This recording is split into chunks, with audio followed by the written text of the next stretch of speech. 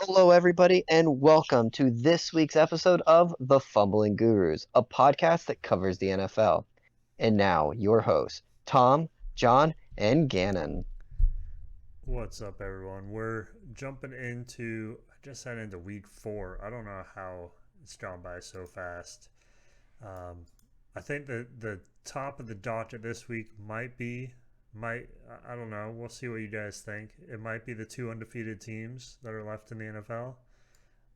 So we'll jump into that. We have a couple highlights and news coming out of the week, and then we'll jump into some matchups and into the week upcoming.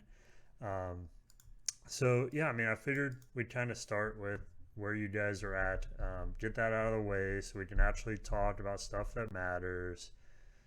So G-Man, since Gannon, since you decided to be the only one to come on camera this week, I'll let you go first. Those Eagles, man, I don't. Was that even a game? How much of that game did you end up watching? Listen, I watched every bit of it because 9 sacks to Carson Wentz, it was just sweet justice. Because everybody was telling me, "Oh, Carson Wentz, you're not scared of Carson Wentz." No, I've never been scared of Carson Wentz. I've been on this podcast multiple times, told you who Carson Wentz was. He's the guy who sits in the pocket and lets people sack him, Hmm. and that showed. There's a reason that the Colts got rid of him, and Washington just picked up the scraps, and now they have to deal with him all season. Sorry. I mean, listen, the defense, great, put Washington in their place, and the offense was firing on all cylinders. So I can't complain. It was a good game for me. Probably not a good game for people that aren't fans of the Eagles watching it, but Yeah, I think, we talked about this even preseason, I feel like, of the Eagles being the team to watch and people picking them for kind of Super Bowl contenders. Now, I've been hearing that even more after last week. number one Yeah, in the power yeah, rankings. yeah. It's crazy. I mean, we knew they were going to come out. They had a lot of weapons. They were going to be a good team. I don't think anyone really expected this good of a team to come out. I was kind of shaken because week one, Jonathan Gannon, the defense wasn't really clicking. Week two, I mean, Slay was one-on-one with Justin Jefferson, and I made him look like just any other wide receiver. It was scary. Like this defense is something else. Yeah.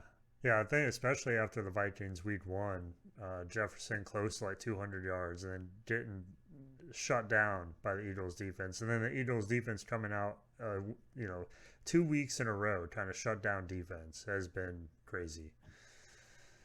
So good. Can't complain. So we'll jump into some of the look coming up here, but wanted to give John and his Dolphins some time. John, let us know why you're not on video this week, and then jump into why you're. Well, we'll jump into Bill's game after that. Well, I guess for starters, I'm not currently in, as Gannon likes to say, the Dolphins headquarters. I have evacuated from my house and kind of staying with my parents here because a hurricane was threatening to make landfall in my area. Uh, Fortunately, it looks like the storm is going to be moving south and east of us, so not too concerned in terms of that. We're safe, boarded up, ready to go, but things are a little different, and instead of trying to hold my cell phone up for a camera shot, I decided, you know what, there's no point of being on camera. We're a podcast. You get to listen to my sultry voice. Yep, that's one word for it. Yeah. No, glad I could do that. By the way, Gannon, Mike McDaniel had an amazing quote this week. He was asked something about, the Dolphins turning heads or whatever, and he responded with, I don't really pay attention to that because when, power rankings make the playoffs, let me know. So congratulations on the number one power ranking. That's fine. I know you're going to talk about the Bills, but where was the Bills defense? They're all banged up, and your Dolphins got the win off of them. I mean, I'm not taking anything away from that win against the Bills, but come back to me when you beat a healthy Bills team. That's all I gotta say. That's all I gotta say. So obviously, there was a big game this week for Miami, the Dolphins versus the Bills in Miami. And last week, I said I was very scared of this game. I did not feel comfortable with it. And well, Miami came out and showed that they're very, very efficient on offense.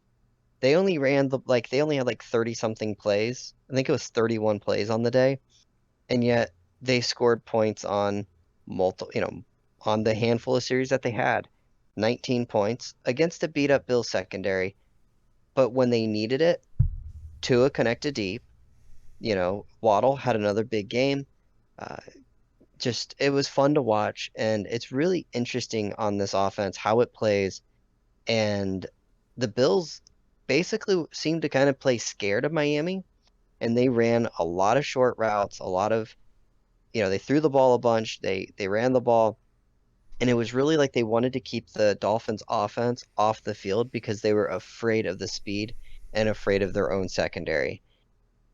And of course, we have an iconic play, but unlike the Jets, who lost because of the butt fumble, Miami won because of the butt punt. And we're just going to simply say, it happens. It didn't impact the game. The Dolphins are amazing. Josh Allen can sit down and learn how to spell his name properly from now on. And I'm tired of hearing about these Bills fans crying because of the sun. It's Florida. Deal with their heat. We deal with your cold. I hate the cold. So forget it, Buffalo. Yeah, for those not aware, the Alone pronunciation. John was sending us messages throughout the weekend and before the weekend of the Miami Dolphins apparently have an unbeaten streak against quarterbacks that have the letter O in their name, in their last name somewhere. And they have, I think it's what, both ways, right, John? Where if they have an O, it's undefeated, and if they don't have an O, they haven't won a game. And it's been like That is correct. the last like 2 seasons this has gone on. That is correct. So, yeah, that's I mean, interesting stat, but Miami had lost seven straight to Buffalo hmm, and Josh Allen. So it was about time that this team was able to beat the Bills. But what's really impressive about this Dolphins team, and I know we're going to kind of we want to move along, but what I really enjoy about this Dolphins team is week one, they dominated the Patriots with, just simple game plan and said, good luck. Then they go to the Ravens and they win in a shootout, and the offense explodes, and Tua throws four touchdown passes in the fourth quarter. And then they face Buffalo, and the defense steps up and gets the win. I mean, the defense was on the field for 90 something plays and gave up 15 points. hmm, Josh Allen threw for over 400 yards and they scored 15 points. That's three different ways to win a game, and good teams find ways to win and they play complementary football, and that's what this team did. And it feels so different from so many Dolphin years teams in the past. yeah, no, I How's it definitely feel agree. to be number one in your division? Well, it not just does it feel great, but I wanted to ask Tom a nice question. How does it feel being an undefeated team, though, to root for? Wait, say an undefeated team to root for? How, yeah, or sorry, how does it feel to root for a team that's undefeated? I wouldn't know. My team's not Oh man, undefeated anymore. I'm so sorry.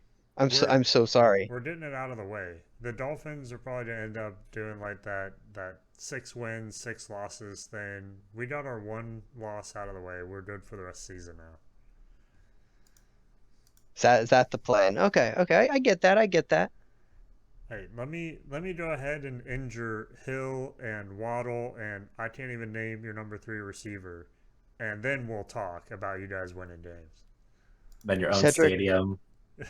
Cedric Wilson was out thanks to bruised ribs, so we were missing our number three receiver. Just saying. Yeah, it was a rough one for the Bucks this week. I don't know.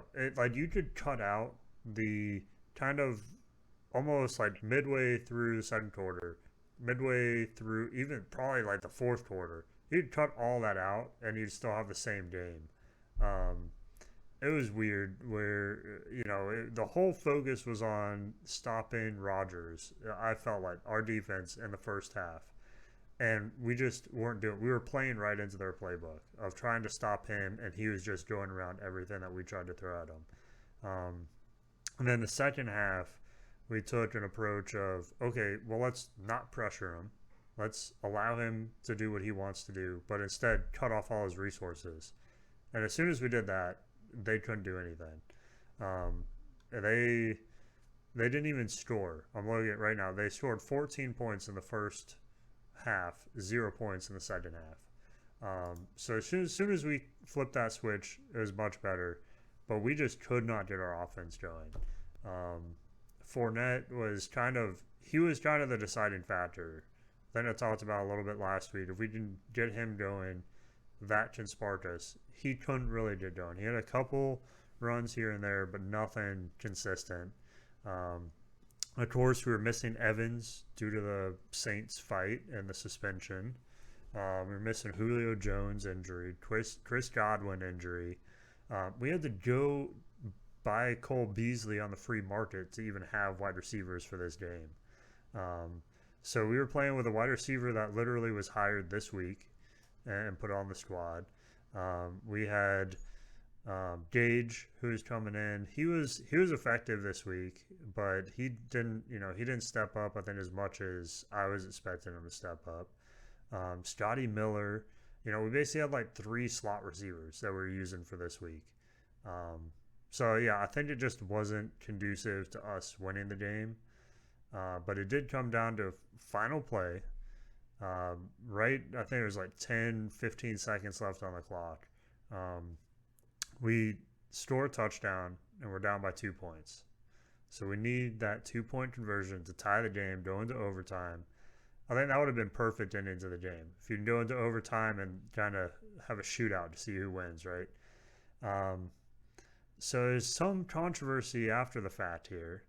Um, we ended up running out of time on the first attempt, delay of game, moving back 5 yards, and then we can't get anything going on the pass. They're completely covered, incomplete, no 2 points, we lose the game.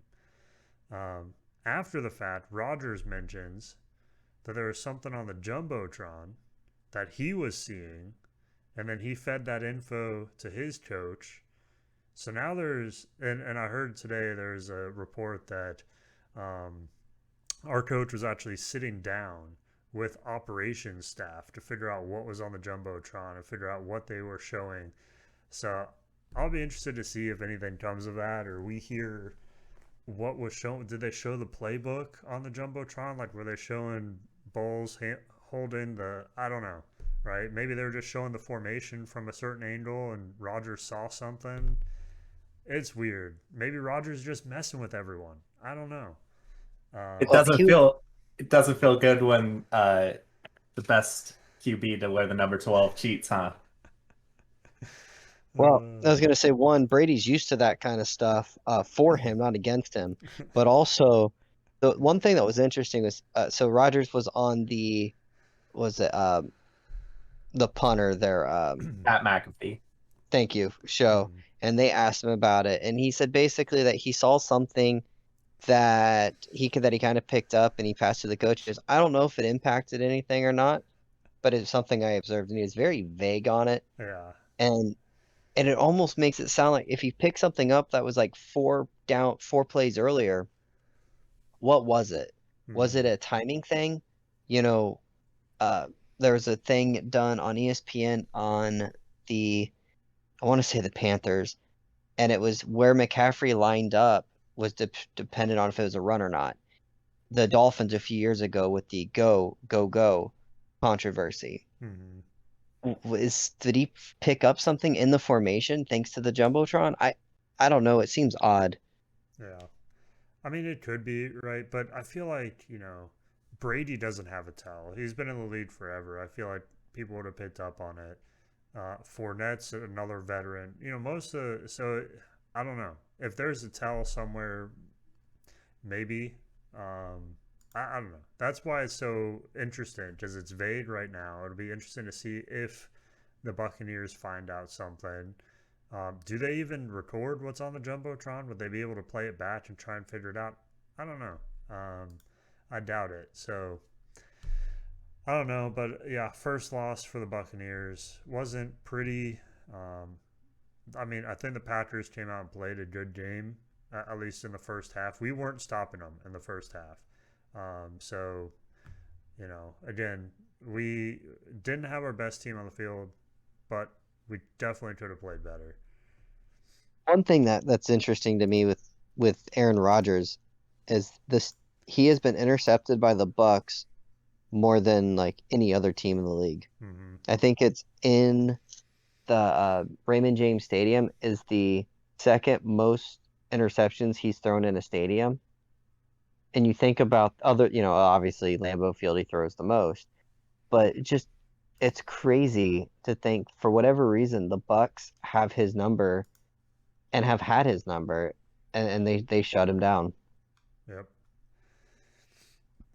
Yeah, I mean that's what he's kind of known for is not throwing those interceptions, and yeah, the Bucks. It's kind of like the Bucks and the Saints. Like we have something on him, and our defense is good. So I mean, I think that's part of it. The pressure, again, that was our game plan, and it worked out pretty well. Well, when the Bucks start getting weapons back, you don't gotta. Your division is in shambles. I mean, Mm-hmm. Saints, Falcons, and Panthers. Yeah, Like, sorry, but just getting half of the guys that you need back, you'll be fine. yeah. I mean, Yeah. I'm not too worried about it. So I was kind of worried about New Orleans coming into the season, and now that we're a couple games deep, it's not seeming like that's really going to be a problem. No, definitely not. Bucks are the king of the NFC South. This week I was kind of, obviously there's a lot of stuff going on, and so my focus wasn't 100% on football. But really, there were not like last week, week two, we had game after game after game that was exciting. This week, were there any good games? I mean, the Bucks Packers game, it was a good game in terms of close, but it was slow, not a lot done. I mean, the Miami game was close, but again, not super exciting for I would say your average fan. Your your primetime games, I mean, that Sunday night disgrace and your Monday night disgrace, those were awful. I would say that Miami game, just the tension of like that comeback, I think that was probably, in my opinion, out of the games that I watched, the game of the week. I did not see that coming, even though I predicted it last week. I will agree with you. I mean, it was exciting because there was a lot of tension. You were kind of waiting for that Dolphins offense to explode, and you were kind of waiting to see what Josh Allen could do in the final bit of the game. The butt punt was very enjoyable by most fans. It very much upped the stress level on my end, but that was a game of two powerhouses, and you could tell that it was a game of two teams that are really, really good. And so that one was fun, but I mean, a 1917 game when you had several games that were in the 30s, 38 to 35 or, stuff like that. I mean, those are exciting. Yeah, 1917 just doesn't quite pack the same punch. I would agree. Yeah, I kind of. But go ahead. I was gonna say I kind of felt this week was almost like we're fully getting into the season now. It's week three. You're a little beat up. You're a little tired. You're just now kind of getting into game shape, and we see some key injuries week two, week one, especially like Buccaneers. We're just talking about. There's a lot of injuries going on our team. I think it's kind of across the board, and so it's almost like week three is just let's just get through week three. I felt like a lot of teams were kind of on that point. Um, but yeah, there were a lot of close games, and like none of them were necessarily exciting. It was all defenses across the board. There were a couple blowouts. Like man, I was surprised and not surprised. Jaguars Chargers. They won 38-10. Jaguars did. But we knew Herbert was going to be in a lot of pain going into this game. We didn't even know if he was going to start. So I attribute most of probably the Chargers to that, but I wasn't expecting the Chargers to get blown out by that much. Um, yeah, I don't know. It was a weird week. That Jaguars defense is legit. Mm, They've built themselves a pretty filthy defense, and Trevor Lawrence looks good. I mean, the Jaguars, they're a legit team. I've been trying to tell everyone for the last 3 years. I don't know where you guys have been. Yeah, you have told me for 3 years now that this is a team that is on the rise, and once they figure it out, watch out.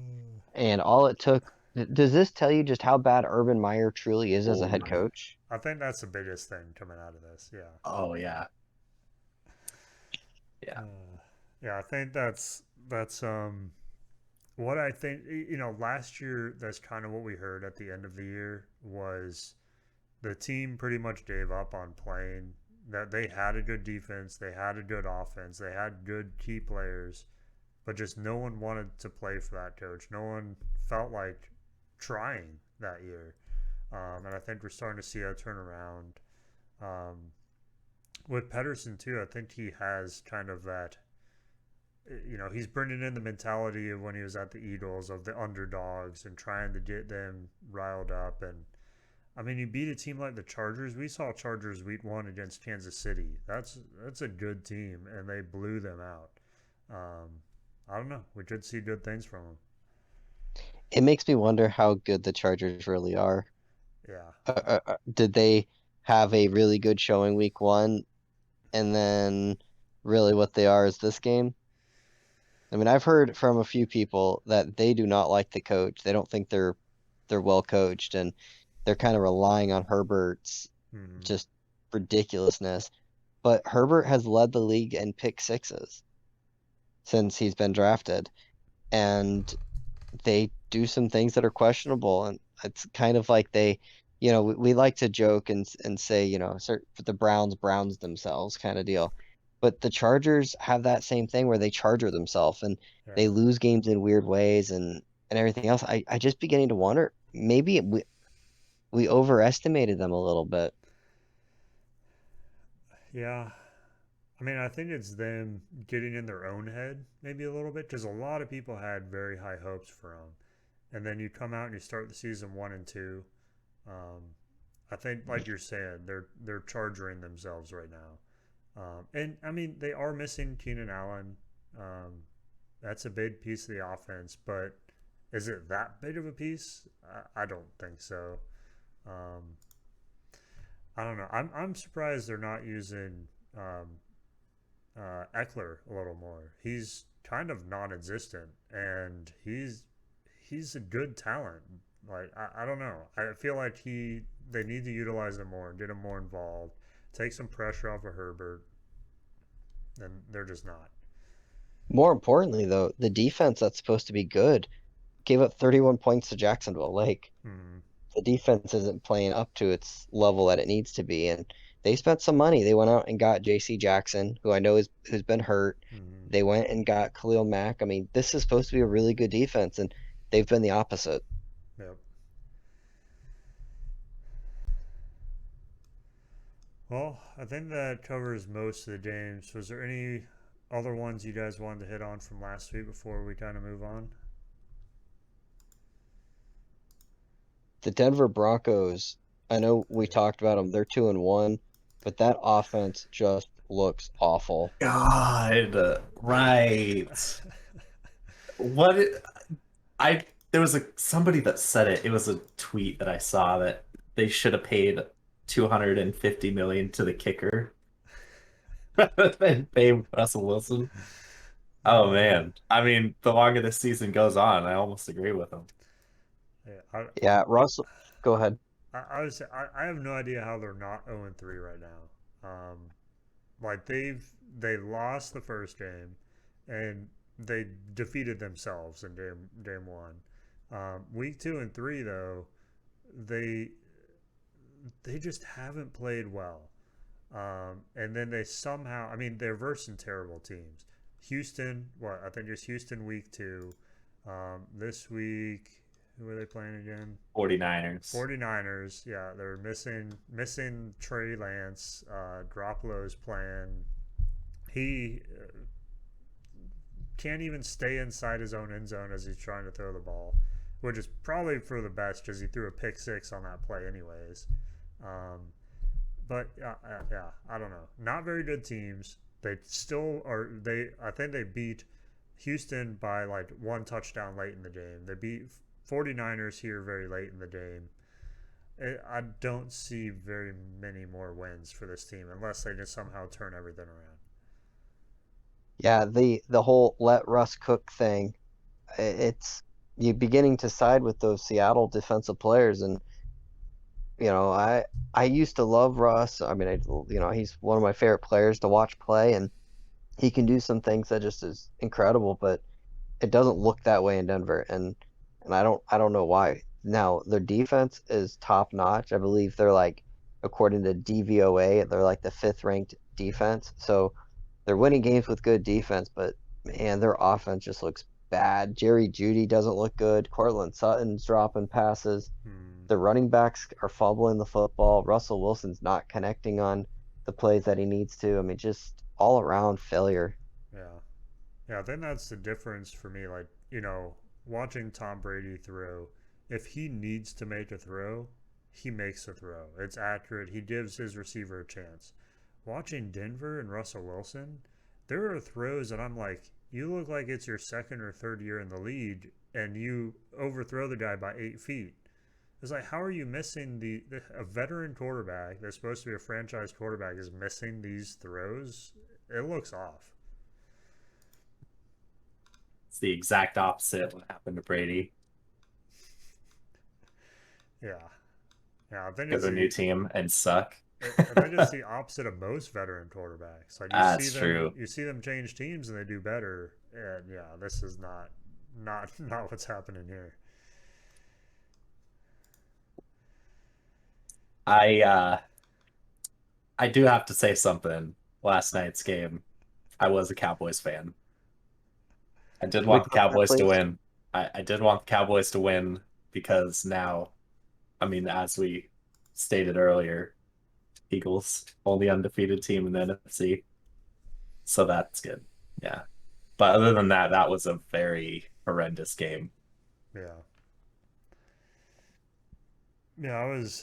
I mean, I wanted to see the Giants beat Dallas, just for the heck of it. I think what they would have been 3-0, right? I think the Giants It would have would have been been three and three. zero. Would have been 3-0. I just kind of wanted to see that as the headline: Giants going 3-0. Oh, I would have been mad. Um, Jumping into next week though, since we spent quite a bit of time reviewing games, we'll jump into some upcoming ones. I guess we can start with where we ended with the Broncos. They're going in against Raiders this week. Raiders are 0-3. I don't think no one expected Raiders to be 0-3. Maybe John. I think John kind of said something heading into the season. He wasn't too high on the Raiders. But do we expect the Raiders to come out and destroy Broncos? If Raiders are not an 0-3 team and Broncos should be an 0-3 team, are we expecting the Raiders to blow out the Broncos this week? I'll give you a chance first, John. What do you think?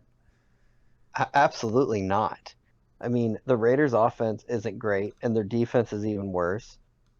Derek Carr, as I like to say, is the Kirk Cousins of quarterbacks. Sometimes he's good enough and he looks all right, but yet something just seems off. And their offense has been stagnant. I questioned at the beginning of the year Josh McDaniels. How good of a coach was he? I mean, he failed miserably in Denver. He Hmm. goes back to learn under Belichick and everything, and I question that. And I think you look back on it, ask Raiders fans right now, would you rather have Josh McDaniels or the interim coach that you had last year? I, Denver, for all things, they can run the ball effectively. Their running backs are fumbling the ball, but they can learn to hold on to the ball. They can move the ball on the ground. What do the Raiders do well?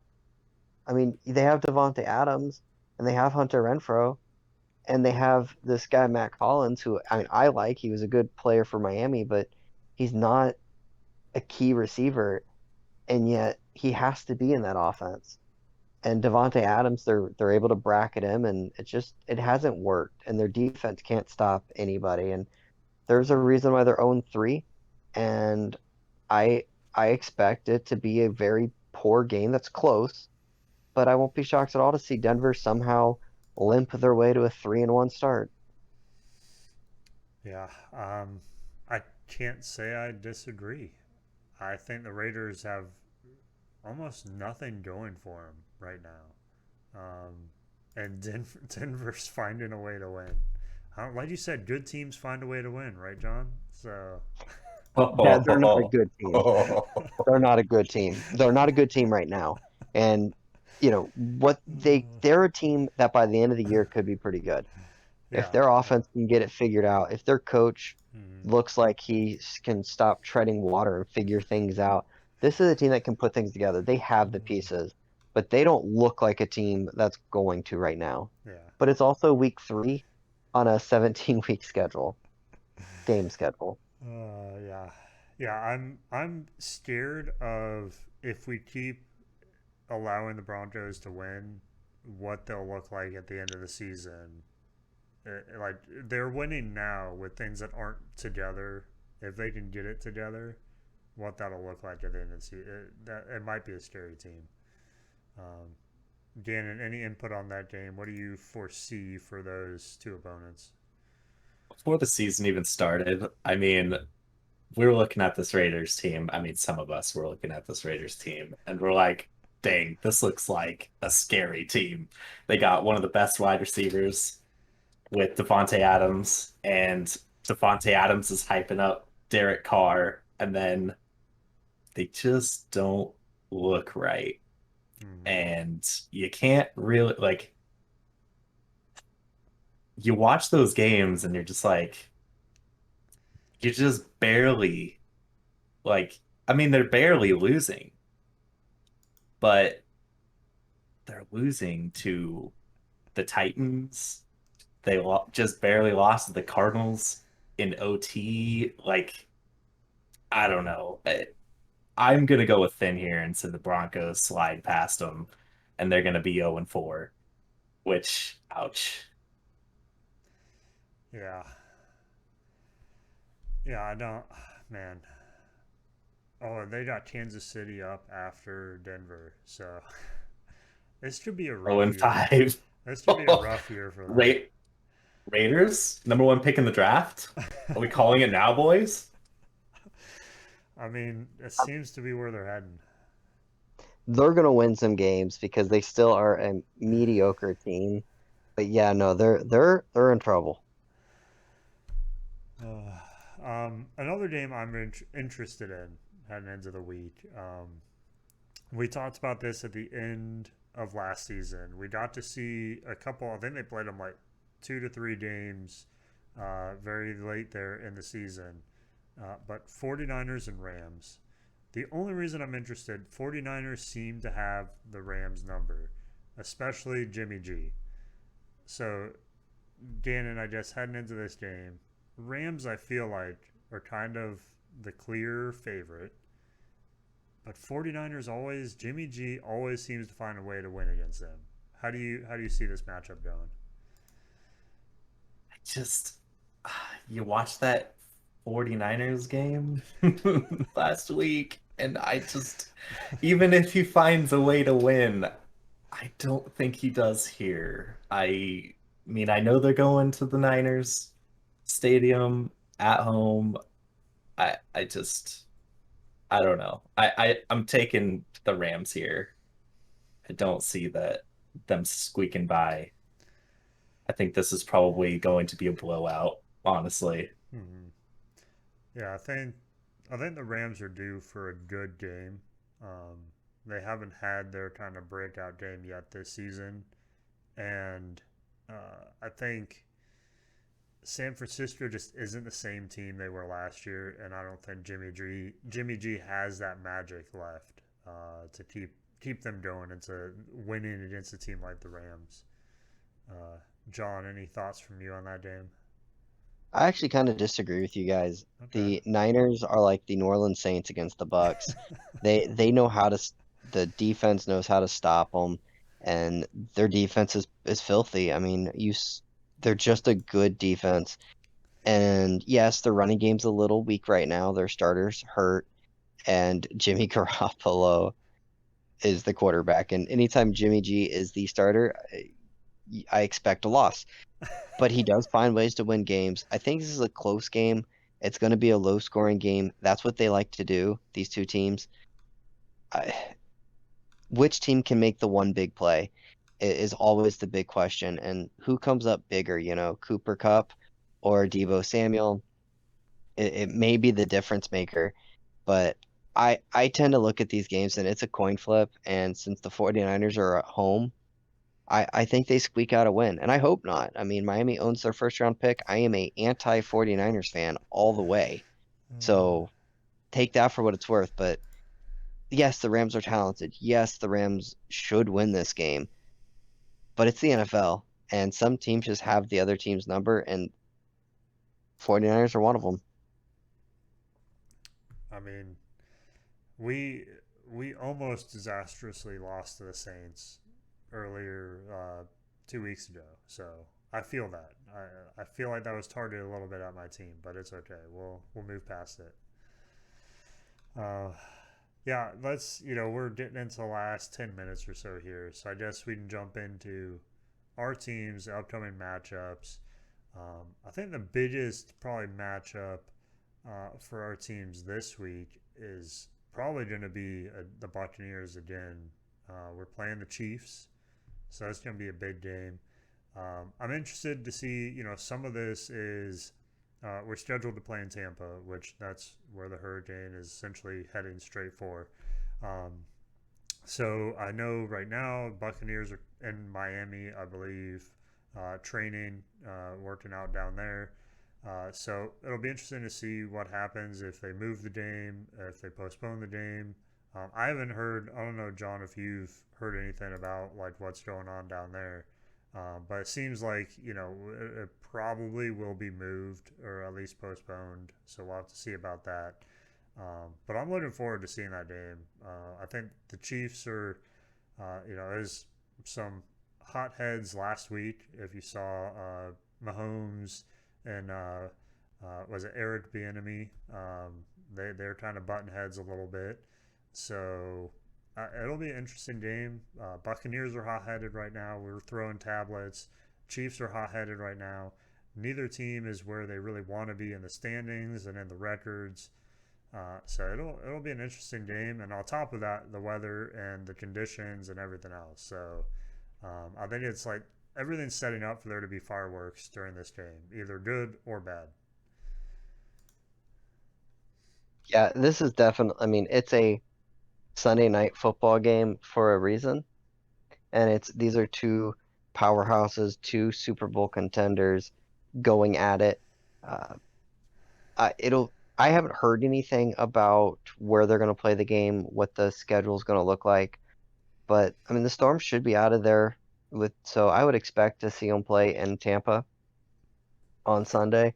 So I would be surprised if they didn't, but we'll see. I mean, Kansas City's offense looked weak last week.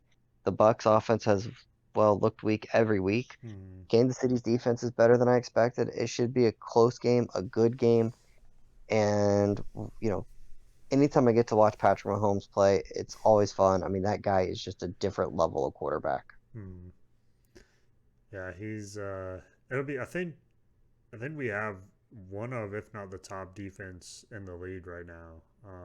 And seeing that go up against a powerhouse like the Chiefs will be very interesting, especially after some of the struggles.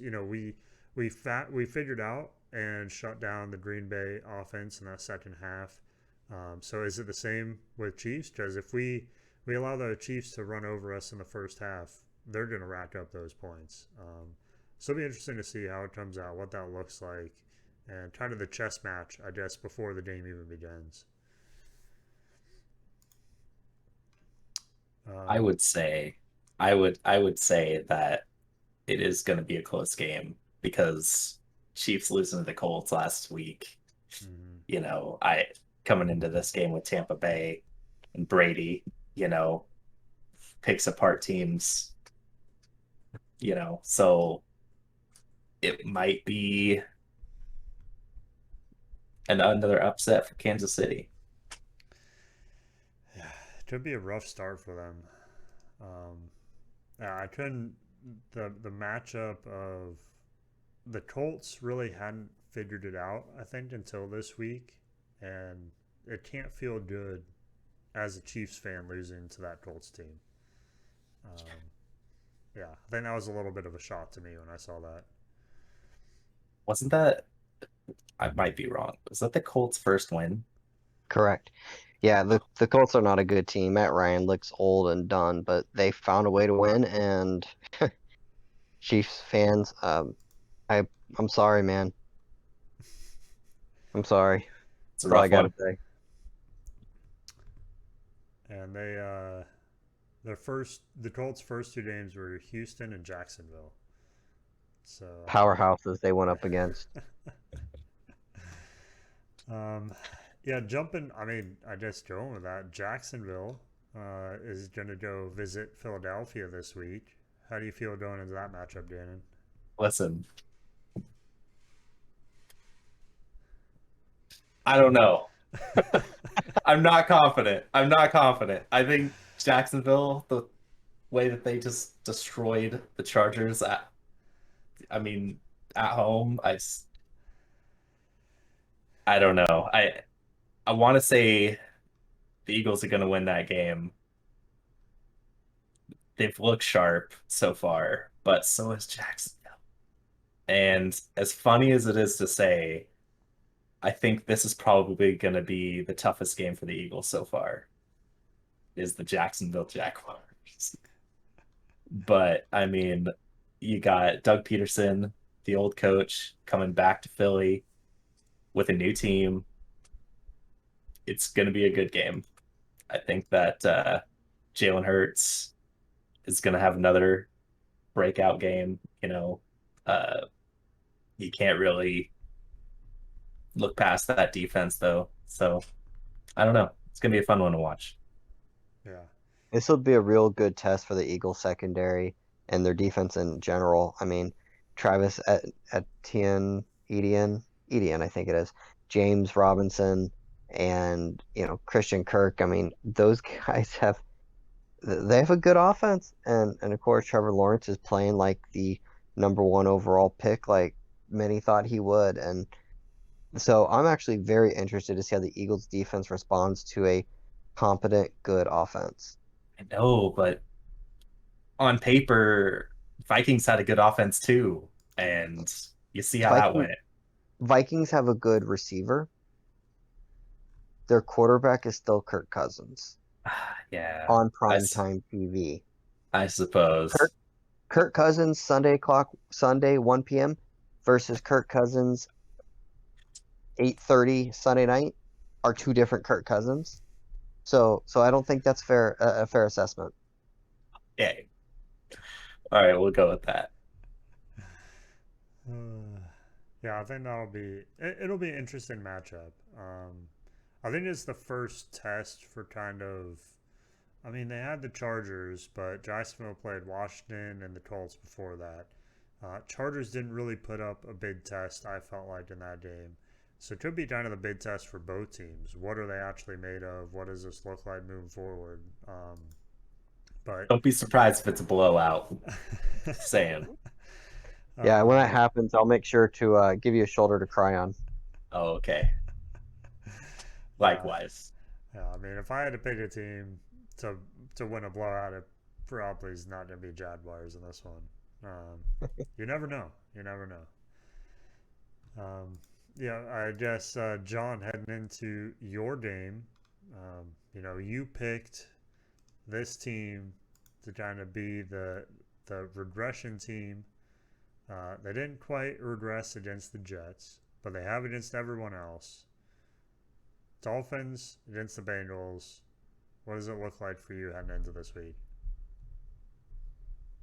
Well, one of the biggest concerns is the Miami just played a very physical, very hot game against a division rival where there was a lot of emotion. Mm-hmm. And now they turn around on a short week and have to face a team that was in the Super Bowl. Yep. Tua, well, there is some controversy about the injury that he sustained. It His was a his back injury. back injury. Yeah. It was a back injury. It was not a concussion. And I'm sticking to it. And so he's questionable to play this game. I expect him to play, but they're also they're banged up. The right tackle went down with an injury. Their Xavier Howard missed time. They've got a ridiculously long list of injured players. They're nicked up, they're beat up, and on short rest, having to go to Cincinnati and play. This is a tough task, and I'm not will not be surprised at all if Miami comes out flat and they end up losing this game. Now, I find it interesting. They're like 5.5 point underdogs, which is pretty crazy to me. I, I I don't think Cincinnati's that good of a team. Their offense has struggled. Their offensive line has been atrocious, and their defense hasn't exactly been stellar. And this Dolphins offense has been highly efficient. If I'm not mistaken, they average the most points per drive in the NFL. Their defense, while yes, did not look good the first half against Buffalo and did not look good against the Ravens, look at what they did in the second half. They've shut these teams down, and I expect them to come out and continue to attack, the Bengals the way that other teams have done it successfully. So we'll see. You know that Tua doesn't want to lose to the guy that was drafted ahead of him. He wants to prove that he's the guy. So I won't be surprised at all to see Miami start 4-0, but it also will not surprise me at all if they come out and are a little flat. It happens. This was an emotional game Sunday to beat the Bills. Yeah. I think you had sent like a message around of was it Tyreek Hill mentioning like this is the most energy he has expended in a game ever against the Bills. I don't remember sending that, but it wouldn't surprise me. I mean, Yeah. these guys, you could tell that I mean, the Dolphins defense was on the field for 90 plus plays. That's insane. And it's 100 plus degrees in that sun, and it's insane. It's Florida, and they did it. So this is a tough task. They're Yeah. beat up. I really wish they'd have had an easier opponent week 3, but it happens, and everyone in the league plays it. Turns around and plays an early game. So put it behind you, man up, tough it out, and that's what the Dolphins have done so far. So we'll see. This is gonna should be a good test for the rookie head coach. Yeah. Yeah. So to follow up on my quote, it was Stephon Diggs, and he was talking on a radio show that he has never been that tired in my life when asked about facing the Miami Dolphins on Sunday. And he said he had never had an IV in both arms before last week. That was the first time he's had to have two IVs essentially to get through a game. Wow. Tua, you said Tua. You That wanted was Tua's IVs? two IV. No, no, that was not what I said. So yeah, I mean, I think after playing a game like, especially defense, right, they're going to be worn down. The Bengals are going to come out firing, so short week doesn't help. I don't. I mean, you play a division rival and then go out 4 or 5 days later and play another top team. That's a tough ask, and I don't know if they come out and win. Does that mean the Dolphins are even greater than we think they are? Maybe. Um, it'll be interesting. I think that you never bet against the Dolphins. I mean, the comeback that they did against the Ravens was insane. And then they did it again against arguably lock it in Super Bowl Yeah. winner, maybe. I mean, the Bills. Everybody's talking up the Bills, and then they just go ahead and upset them. Like, I don't know how you bet against the Dolphins at this point. Like, I mean, I know the Bengals are, you know, in the Super Bowl last year, but dang, do those Dolphins look good. I agree. Yeah. John's not gonna have too much to complain about at this point. Not I at this just, point. I There don't were a bet lot against of the Dolphins. there were a lot of people saying, Miami will be lucky to escape this first four games, 1-3. 0-4 is a real possibility. I always kind of thought 2-2 was what I was looking at, and I wasn't shocked to see them beat the Ravens. And but these are still three good teams in the Patriots, and just to have a chance to be 4-0 is insane. And they've, like I said, they've won them different ways.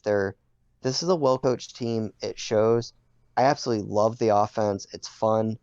It's you don't know who's going to be shifting, who's putting in motion, where's the ball going to go, when are the Mm-hmm. counters going to come in, and it's fun. I mean, the word genius, I think it's thrown around a lot, but I really truly feel that genius fits this coach. It fits what he's doing, and it's just fun to sit and watch. I mean, you just never feel out of a game. And then it's 3rd and 22 with, a handful of minutes left in the game.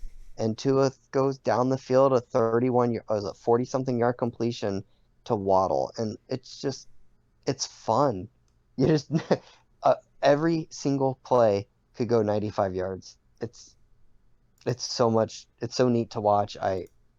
I'm blessed to be able to root for a team that's like that. I haven't had this in a while, so uh, there's not much negativity I'm going to be throwing this way. And if Miami ends the year 3-14, come back to this moment, circle it, and I will be cursing the Dolphins. Uh, all right. Well, I think that's a good jumping off point to kind of end this week. We hit on some of the major games. I guess we'll go around last word. Um, my last word is don't forget if you play fantasy that there's a freaking European 9 a.m. game in London this week. New Orleans against Minnesota. Um, I don't think I've ever watched one of the London games that starts at 9 a.m. our time, um, Eastern. But yeah, don't forget about it. Gannon, any last word? I guess three things. One, I will probably forget about it. And two, I hope you guys stay safe with that hurricane out there. And three, Miami's Eagles Super Bowl. I hope it happens. Let's go. All right, over to you, John. One, that would be absolutely hilarious and fun to watch, and I feel bad for all the Eagles fans. And Uh, second, and the most important thing is, Power, please don't go away on Thursday. Yeah, good luck with that. Hopefully, you guys stay with power and internet over there. Wishing the same for us. charge your phone. Keep your phone charged. Uh, all right. Well, that rounds it out for this week. Appreciate everyone jumping in, listening. Anyone that chatted and interacted with us on Twitch, I appreciate it. We'll see you guys next Tuesday when we talk about, again, the review and upcoming week, anything that is relevant in the NFL. But yeah, appreciate everyone joining us, and we'll see everyone next week. I Yeah.